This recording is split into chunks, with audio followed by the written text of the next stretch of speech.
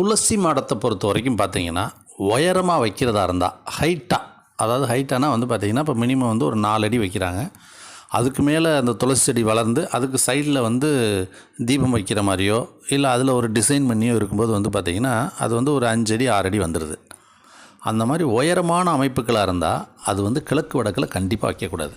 அதுவும் வாசலுக்கு நேராக வைக்கிறது மிக மிக தவறு. ஏன்னா வாசலுக்கு நேராக பல பேர் வைக்கிற பழக்கம் இருக்குது. அது வாசலுக்கு வந்து கண்டிப்பாக குத்தல் தான், அதை நல்லா புரிஞ்சுக்குங்க. ஏன்னா அதை எடுத்தோன்னே சில வீடுகளே நல்லா இருக்குது, இடித்து எடுத்தோன்னே. அடுத்து வலம் வர்ற மாதிரி தான் துளசி மாடை வைக்கணும். அது உயரமானதுன்னா வந்து பார்த்திங்கன்னா தென்மேற்கில் வைக்கலாம். அது வந்து வீட்டோட தென்மேற்குக்கும் காம்பவுண்டோட தென்மேற்குக்கும் இடையில் வர்ற லைனில் இல்லாமல் இருக்கிறது நல்லது. மேற்கு பவுண்டரி லைனுக்கு நேராக எடுத்து அதுக்கு கிழக்கு பக்கமாக இருக்கணும். ஆனால் வலம் வர்ற மாதிரி ஸ்பேஸ் இருக்கணும்.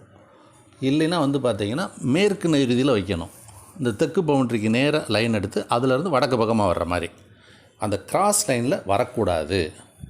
அது கவனமாக பண்ணணும். கிழக்கு பக்கமாக இருந்ததுன்னா கிழக்கில் வைக்கலாம், ஆனால் வாசலுக்கு நேராக வைக்கக்கூடாது. வடக்கில் வைக்கலாம், வாசலுக்கு நேராக வைக்கக்கூடாது. ஆனால் பேஸ்மெண்ட்டை விட உயரம் கம்மியாக வைங்க. உங்களுக்கு வந்து நல்ல சிறந்த பலன்களை வாஸ்துனால் பெற முடியும்.